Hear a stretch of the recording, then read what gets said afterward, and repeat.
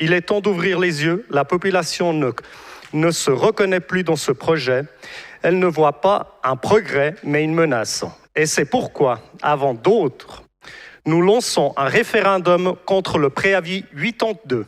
Pourquoi vous lancez dans un référendum? Ça, c'est l'étude de trop. Un budget supplémentaire, de l'argent perdu, sans avoir une réelle vision et puis une présentation de la municipalité. Elle est très opaque. À la découverte du rapport de la commission technique et puis d'apprendre qu'il y aurait une tour de 46 mètres, c'est inacceptable. Vous êtes contre toute idée de logement sur cette parcelle?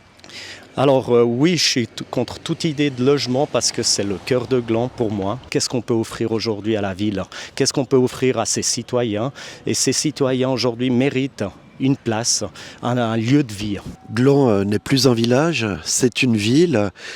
Il faut accueillir les habitants, il faut permettre justement aux enfants de Gland de pouvoir y habiter. Alors, si on ne densifie pas au centre, comment on fait?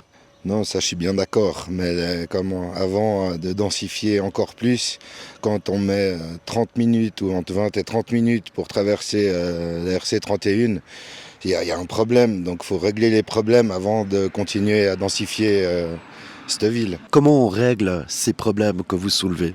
Alors ça, c'est la grande question. Faudrait refaire un troisième axe.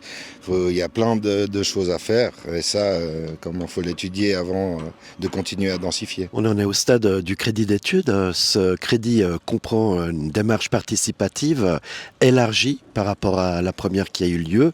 Pourquoi ne pas vous joindre à cette démarche participative pour faire passer vos idées? Si j'ai bien écouté le conseil d'hier soir, pour pouvoir participer, il faut d'abord valider ce préavis. Alors je pense que les choses sont faites dans le sens inverse.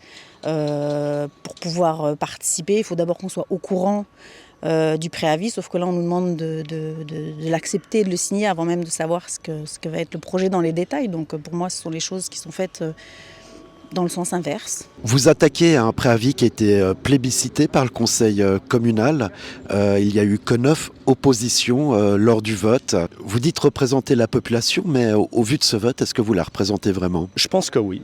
Je pense qu'on a toutes nos chances aujourd'hui concrètement d'arriver à ce référendum, d'obtenir les 1500 signatures, parce que la population ne veut pas une densification en masse du béton. Ce qui m'a choqué hier au conseil communal, c'est de voir, par exemple, je donne un simple exemple, la plateforme des Verts voter pour une densification pour du béton.